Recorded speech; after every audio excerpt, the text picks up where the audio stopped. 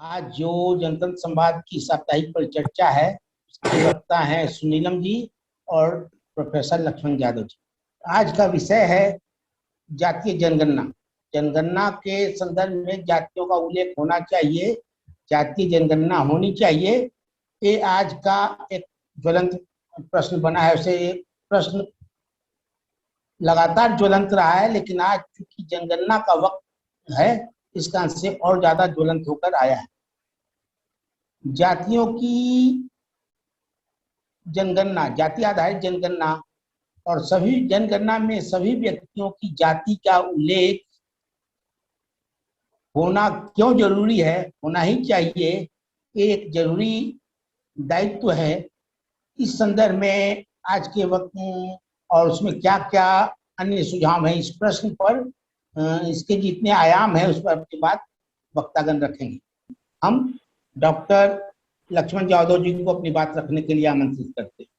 तो एक बार आप सभी आयोजकों का आभार कि आज आपने इतने खास दिन को याद करने के लिए चुना है और उसमें मुझे आमंत्रित किया है।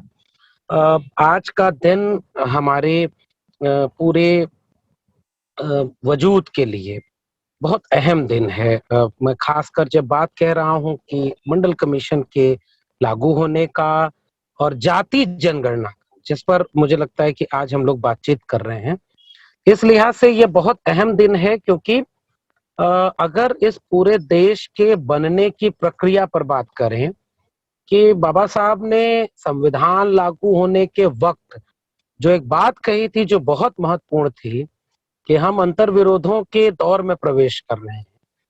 हमने एक व्यक्ति एक वोट का राइट तो दे दिया, मगर अगर इस समाज में सामाजिक और आर्थिक गैर बराबरी दूर नहीं हुई तो इस लोकतंत्र की कोई अहमियत, कोई वजूद नहीं रह जाएगा। तो पहली परिघटना इस देश के हजारों साल के इतिहास को बदलने की थी, वो संविधान के लागू होने की थी, 26 जनवरी 1950। उसके बाद के भारत को अगर आप बारीकी से देखेंगे तो उसमें सबसे महत्वपूर्ण परिघटना मिलेगी वो मंडल कमीशन की रिपोर्ट के लागू होने की। तो आज वो दिन है, 7 अगस्त का दिन है, जब 1990 में मंडल कमीशन की सिफारिशों को लागू किया गया था। अब ये अलग बात है कि 40 सिफारिशों में से केवल 2 को लागू किया गया, जिसमें सरकारी शैक्षणिक संस्थानों में और सरकारी नौकरियों में ओबीसी तबके को उनकी आबादी जो मंडल कमीशन में बताई गई थी 52%, उसके आधे लगभग 27% आरक्षण दिया गया। तो यह सवाल केवल आरक्षण का नहीं है। मैं थोड़ा सा इसको स्पष्ट करना चाहता हूं कि असल में ये जो लड़ाई है ये प्रतिनिधित्व की लड़ाई है, हिस्सेदारी, हक हुकूक की लड़ाई है। तो मंडल कमीशन के लागू होने का दिन केवल इसलिए नहीं याद किया जाना चाहिए कि 27% आरक्षण ओबीसी को मिल गया सरकारी शिक्षा और नौकरियों में। मेरा ऐसा मानना है कि पूरे दिन को इस रूप में याद किया जाना चाहिए कि इस राष्ट्र के बनने की प्रक्रिया में बाबा साहब ने जो बात कही थी या जो सामाजिक न्याय के तमाम पुरोधाओं ने बात कही थी कि राष्ट्र का मतलब केवल एक भूगोल और एक लोगों के समूह का होना नहीं है। राष्ट्र का मतलब यह है कि इस देश के सत्ता संसाधन में हिस्सेदारी हर वर्ग की सुनिश्चित हो। दूसरी बात कि राष्ट्र को चलाने वाली जो जगहें हैं, जहां से राष्ट्र के लिए नीतियां बन रही हैं, कानून बन रहे हैं, उनको लागू किया जा रहा है, उसमें भागीदारी सबकी है कि नहीं, उससे तय होता है कि राष्ट्र बन रहा है कि नहीं।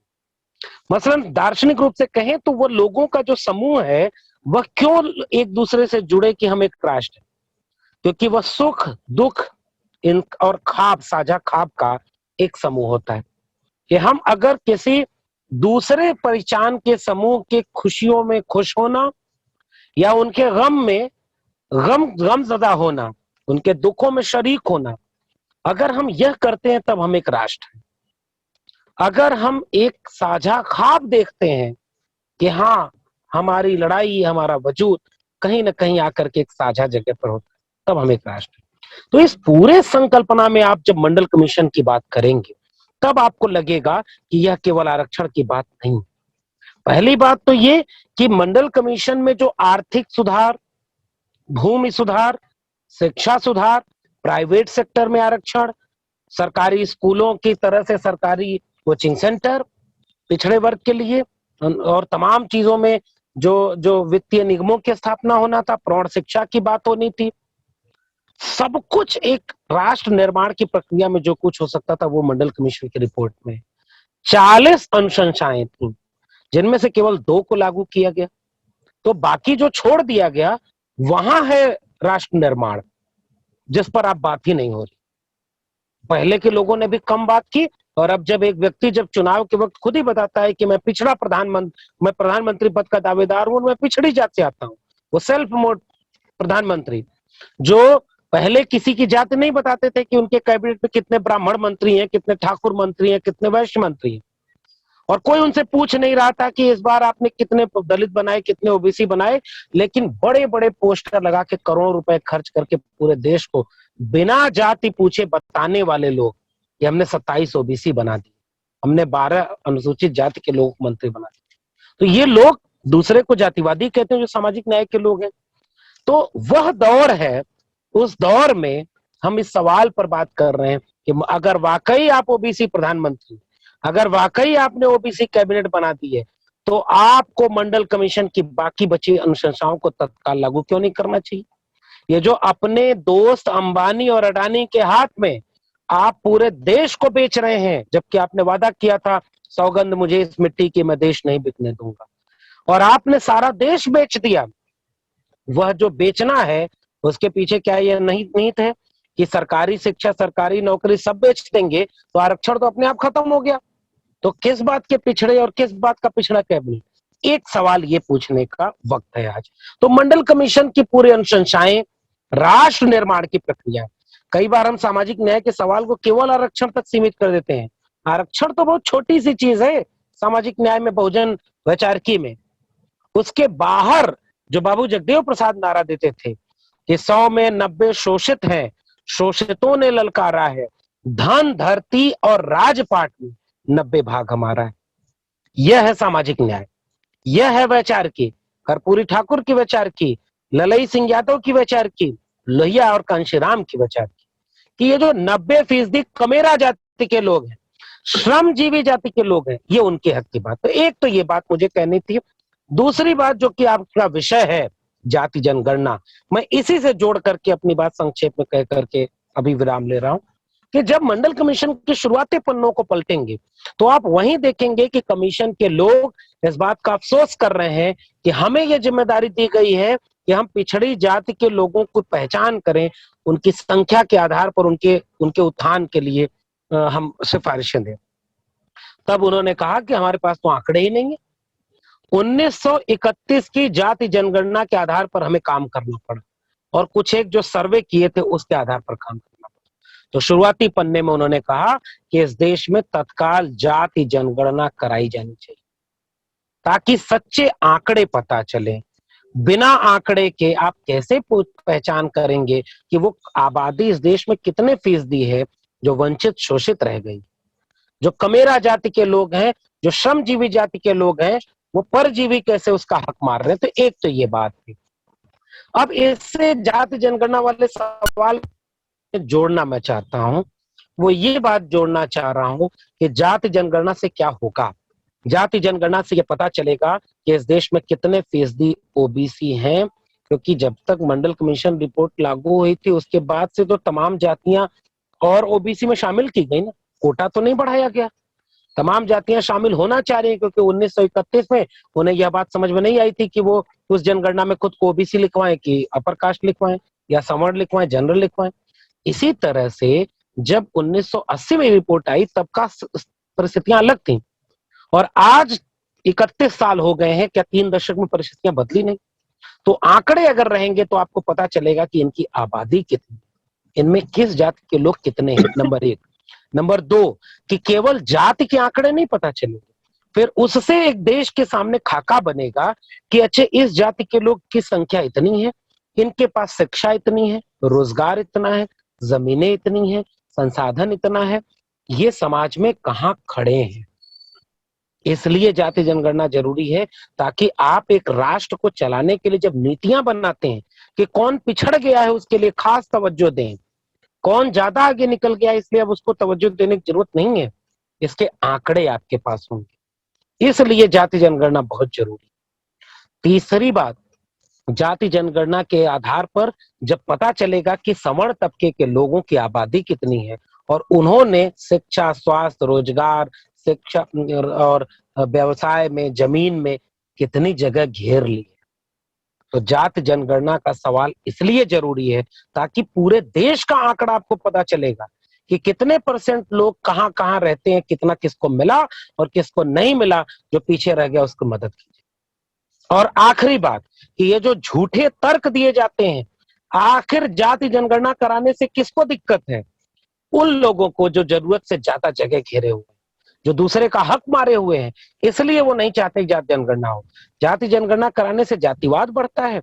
1931 के बाद से जाति जनगणना नहीं हुई तो क्या इस देश में जाति के नाम पर भेदभाव बंद हो गया, बलात्कार बंद हो गया, हत्या बंद हो गई, शिक्षण संस्थानों से लेकर के न्यायपालिका में हर जगह भेदभाव खत्म हो गया? ये मेरा आरोप है कि धर्म गिनने से जैसे सांप्रदायिकता नहीं बढ़ी, वो रथ यात्रा से बढ़ी, वो बाबरी मस्जिद पर हमला करने से बढ़ी, वो हिंदू मुस्लिम के नाम पर राजनीति करने से बढ़ी है। गिनने से धर्म बढ़ने से सांप्रदायिकता नहीं बढ़ी, वैसे जाति गिनने से जातिवाद नहीं बढ़ेगा। फिलहाल मुझे अपनी बात इतनी कहनी है, और भी वक्त है। सुनीलम जी हैं, सुनीलम जी को मेरा अभिवादन, वो मैं उनको सुनूंगा। बहुत बहुत धन्यवाद। लक्ष्मण जी ने बहुत सटीक ढंग से अपनी बातें कही।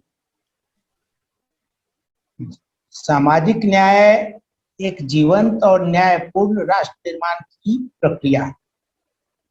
आरक्षण सामाजिक न्याय का एक अंश है, पूरा का पूरा समानार्थी नहीं।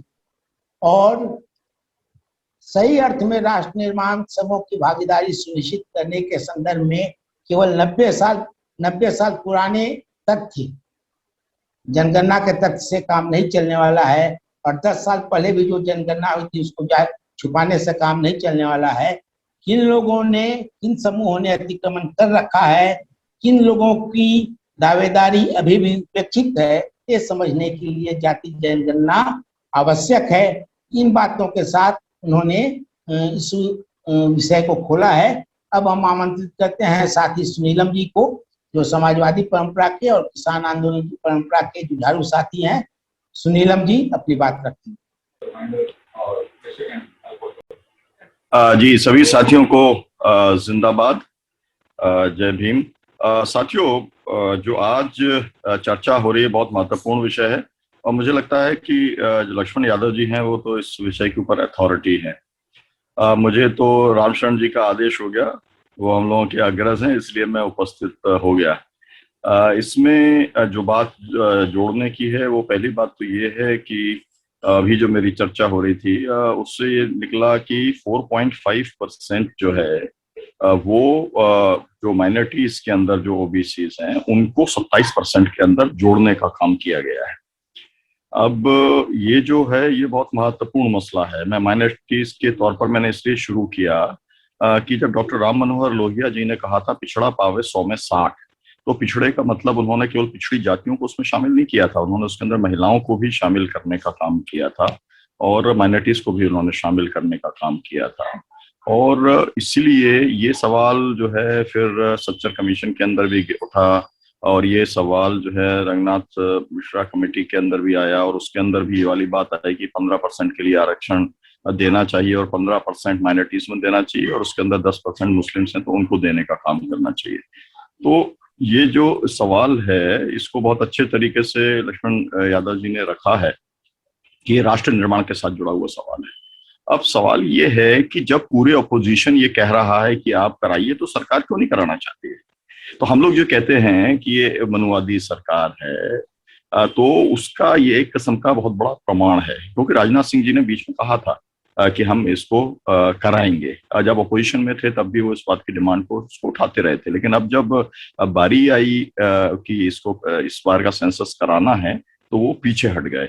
और अब अगर पीछे हट गए तो इसका मतलब 10 साल के बाद 231 आएगा, 2031 आएगा। इसका मतलब ये है कि 1931 में हुआ था, इसका मतलब 100 साल के बाद में फिर जनगणना होगी और उसके अंदर अगर देश भर के अंदर दबाव बना, देश भर के अंदर एक कंसेंसस बना, तब इसके अंदर जाकर के जनगणना होने का काम होगा।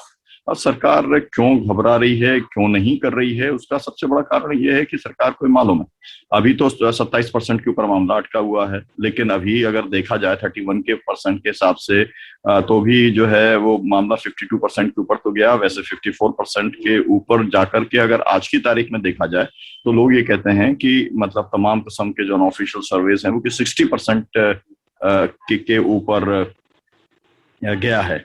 और 60% के ऊपर अगर ये गया है और ये बात अगर आ जाती है, और ये वाली बात आ जाती है कि किस तरीके का पिछड़ापन है, जैसे एक सच्चर कमेटी की रिपोर्ट ने इस देश के अंदर जो मुस्लिम्स हैं उनके पिछड़ेपन को जो है पूरे देश के सामने, दुनिया के सामने लाने का काम किया, और मालूम पड़ा कि कई जगह पर जो मुस्लिम्स हैं वो दलित से भी ज्यादा जो है इकोनॉमिकली या जो है उस तौर पे वो पिछड़े हुए हैं, शैक्षणिक तौर पर वो पिछड़े हुए हैं।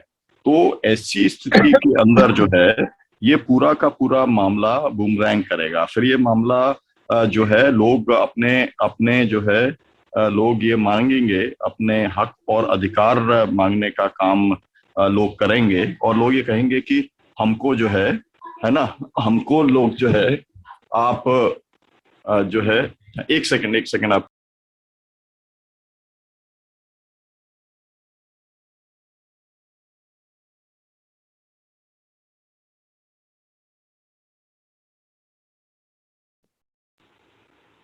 तो इसलिए ये सवाल बहुत महत्वपूर्ण हो जाता है कि सरकार इसको लेकर के, आपको मालूम है लालू यादव जी ने इसको लेकर डिमांड की है, आपको ये मालूम है कि इसको लेकर के जो है तेजस्वी यादव ने डिमांड किया है, इसको लेकर नीतीश कुमार ने डिमांड करने का काम किया है। तो बिहार के अंदर तो आप अगर देखेंगे कि पक्ष और विपक्ष दोनों इसके अंदर एक राय है, और जो है आप ये भी आपको मालूम है कि इसको लेकर के महाराष्ट्र की असेंबली के अंदर जो है रिजोल्यूशन भी होने का काम किया गया है कि जो है पिछड़ी जातियों की गणना होना चाहिए। तो इसमें ये है कि अब जो है हाल ही में सुप्रीम कोर्ट ने एक फैसला भी इसके अंदर दे दिया, और सुप्रीम कोर्ट ने ये कहा कि भाई जो है इसको लेकर के स्टेट अपना निर्णय करने का काम करे।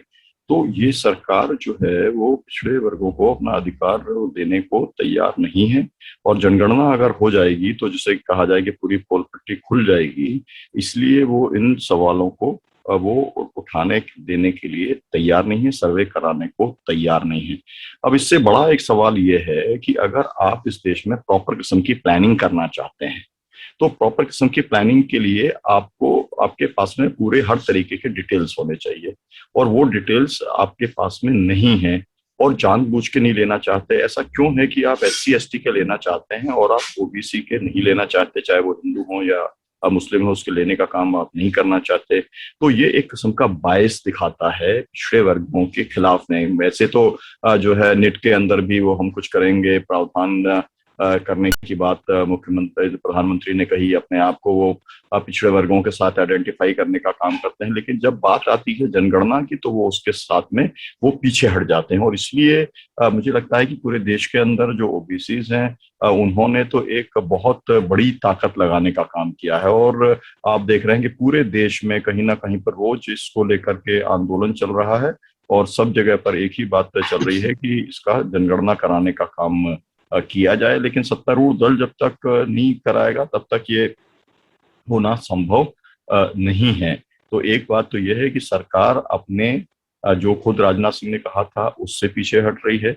इसके अंदर एक और बात है कि 2011 के अंदर कांग्रेस पार्टी ने, आपको मालूम है कि इकोनॉमिक और कास्ट सर्वे नाम से उन्होंने कराया, लेकिन उन्होंने जो है उसको जो है जारी करने का काम नहीं किया कांग्रेस पार्टी ने, जबकि उनके पास में पूरा डाटा था, सरकार का वो एक निर्णय था, तो उसको जाति के साथ में उसको उन्हें जो है जारी कर देना चाहिए था, लेकिन नहीं किया उन्होंने। तो कुल मिलाकर के हम ये देखते हैं कि जो बात कही गई थी कि अगर राष्ट्र निर्माण में जब तक सभी जातियों की, सभी वर्गों की, सभी समूहों की जब तक भागीदारी नहीं होगी तो ये राष्ट्र मजबूत नहीं हो सकता।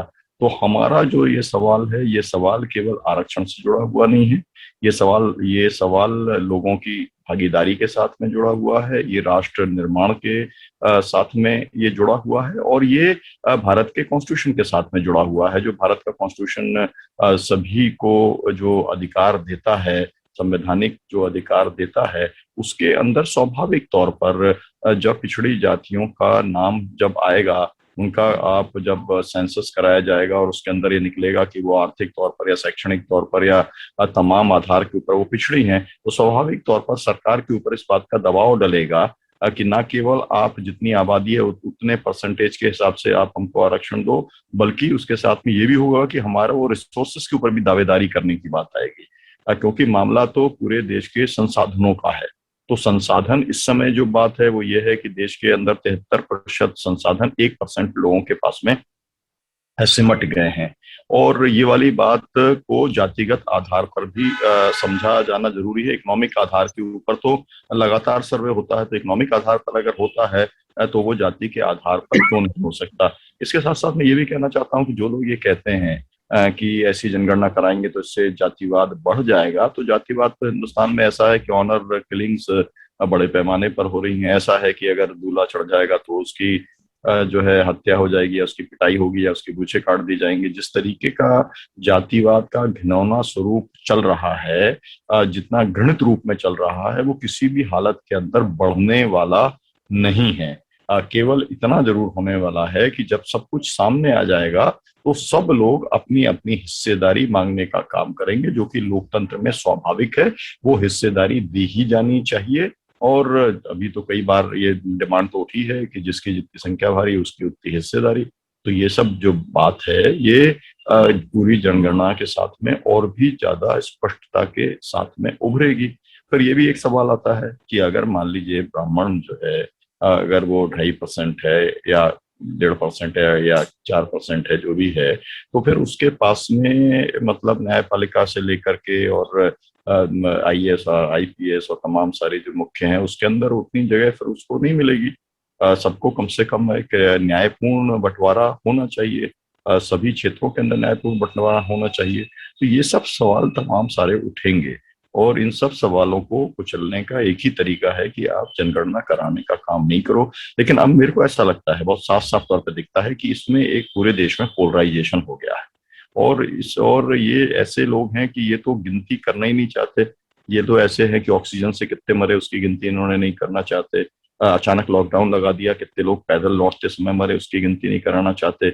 अभी जो शहीद हुए हैं किसान 600, उनकी गिनती नहीं करना चाहते। तो ये सरकार तो गिनती करना ही नहीं चाहती है, क्योंकि ये जो भी जब कुछ गिनती होती है तो तथ्यपूर्ण आंकड़े सामने आते हैं, तो ये पूरा भ्रम का जाल जो फैलाते हैं और जो केवल अपना प्रचार के ऊपर आधारित होकर के ये जो पूरी राजनीति करते हैं, वो राजनीति पूरी तरीके से बंद होने वाली है। और मुझको लगता है कि ये जो जनगणना का सवाल है इसके अंदर जो है मुस्लिम्स भी उतना ही इफेक्टेड, इसमें हिंदूज इफेक्टेड हैं, क्योंकि उसके अंदर भी ये जो है बैकवर्ड क्लासेस की बात है, और बैकवर्ड क्लासेस के अंदर जो चाहे जो लोग ऐसे हैं, बढ़ाई हैं, लोहार हैं, इस तरीके के जो काम करने वाले बढ़ई हैं, वो सब लोग जो है वो क्लासेस के हिसाब से इसके अंदर वो शामिल हैं, और सभी चाहते हैं कि उनको राष्ट्रीय उसमें संसाधनों के अंदर भागीदारी मिले।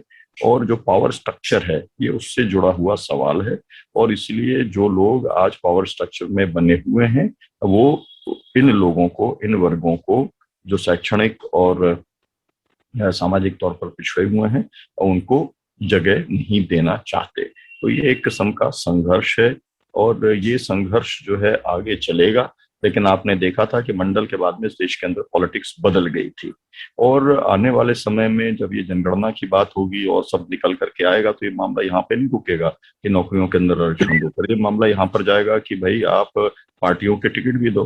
अभी तो ये वाली बात होने लगी है, जिसे लोग सोशल इंजीनियरिंग के तौर पर ये कहते हैं कि ऐसा कैसे होगा कि भाई एक जो है अगर पिछड़े वर्ग के नाम पर केवल 1 या 2 जातियों को आप टिकट दे देंगे या उनका राज काम हो जाएगा, तो काम नहीं चलेगा।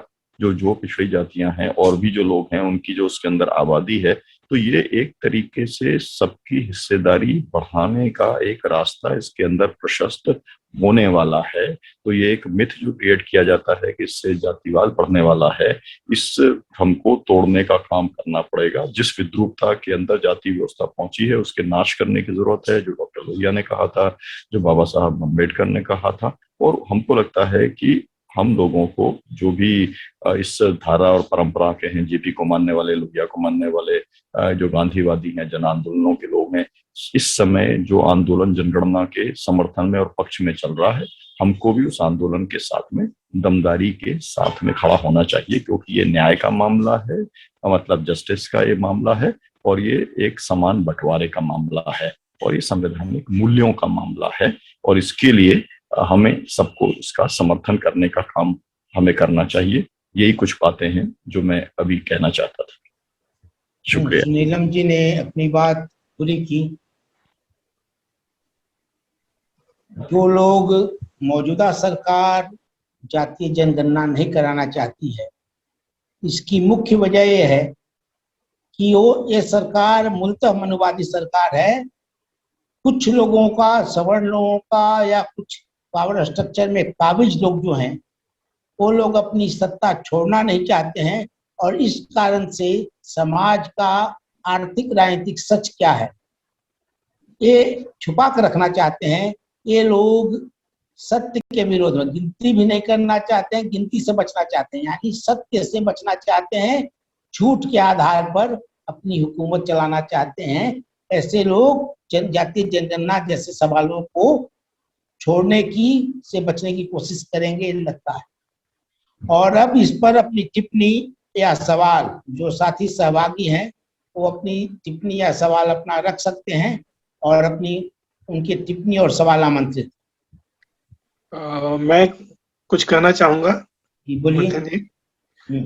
मेरी राय ये है कि ये सरकार जनगणना की घोषणा करे, उसके पहले जरूरी है कि सुप्रीम कोर्ट में याचिका दायर हो कि वो जनगणना पर रोक लगाए जब तक कि इसमें जातीय जनगणना को शामिल नहीं किया जाता है, या जातीय जनगणना को शामिल करने का आदेश सुप्रीम कोर्ट दे। यदि एक बार केंद्र सरकार इसकी घोषणा कर देती है, तब फिर इसको रोकना बहुत मुश्किल होगा। और ये वर्ष जनगणना का है 2021। तो इसके लिए मैं खास करके रामचंद्र जी, मैं इसमें कहना चाहता हूं कि जो सुप्रीम कोर्ट ने अभी निर्देश दिया है वो केवल नोटिस दिया है, और स्वाभाविक तौर पर भारत सरकार कहेगी कि हमारी पूरी प्रोसेस इतनी ज्यादा आगे बढ़ चुकी है कि उस प्रोसेस के अंदर नए कॉलम्स को जोड़ना और पूरी प्रक्रिया को करना हमारे लिए संभव नहीं होगा। तो अब और उसका इतना एडिशनल खर्चा है, और अभी कोरोना काल चल रहा है, तो मतलब नहीं करने के 360 जो बहाने होते हैं वो भारत सरकार वहां पर बताएगी। और मुझको ऐसा नहीं लगता है कि सुप्रीम कोर्ट में कौन लोग बैठे हुए हैं, वही लोग बैठे हुए हैं जो लोग राजपाट चला रहे हैं। तो वो लोग जो है आगे बढ़ करके कहेंगे कि नहीं आप कराइए और ये हमारा निर्देश है। ऐसा मेरे को इसमें बहुत डाउट है। लेकिन तमाम ऐसे फैसले भी हुए हैं कि संभावना हो भी सकती है।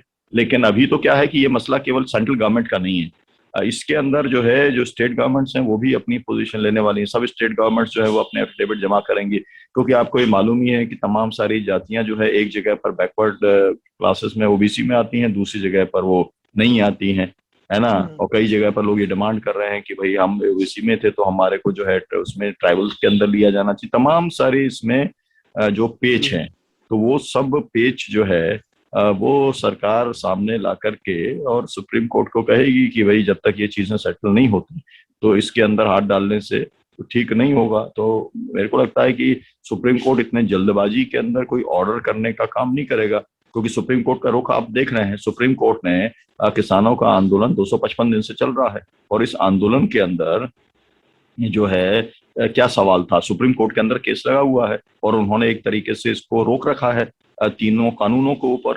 तो ये हो सकता था कि पिछले 1 साल के अंदर इसकी लगातार सुनवाई करके जो इसकी कॉन्स्टिट्यूशनल वैलिडिटी को इसको चैलेंज करने का जो काम किया गया है, बाकायदा उसके खिलाफ में वो निर्णय कर सकते थे, लेकिन नहीं किया। तो सुप्रीम कोर्ट से हम बहुत ज्यादा अपेक्षा करना मुझे लगता है कि वो लेकिन ठीक इधर नहीं कुछ होगा। रुख बदला हुआ है कोर्ट का, इसलिए हाँ, एक बार कोर्ट फिर का से। रुख बदला हुआ, ये बात सही है, लेकिन इसमें सरकार के पास में इतने सारे एक तरीके से आधार होंगे ये बताने के कि भाई हमारे लिए जो मशीनरी है उसके हिसाब से और जितना काम आगे बढ़ चुका है उसके हिसाब से एक तरफ से लोगों को फिर से ट्रेडिंग करना पड़ेगा, क्योंकि सेंसस को लेकर के मतलब एक तरीके से लाखों लोग जो लगते हैं पूरे देश में, उसका तंत्र है और उसकी ट्रेनिंग होती है ना। तो वो और फॉर्म्स होते हैं उसके, वो सब काम वो कहेंगे कि भाई हमारा तो ये काम एक तरीके से रोलिंग उसके अंदर है, तो इसलिए हमको ये सब हमारा वेस्ट जाएगा, उसके लिए संसाधन चाहिए पड़ेंगे, संसाधन के लिए मतलब बजट चाहिए पड़ेगा, वो अतिरिक्त बजट जो है सरकार,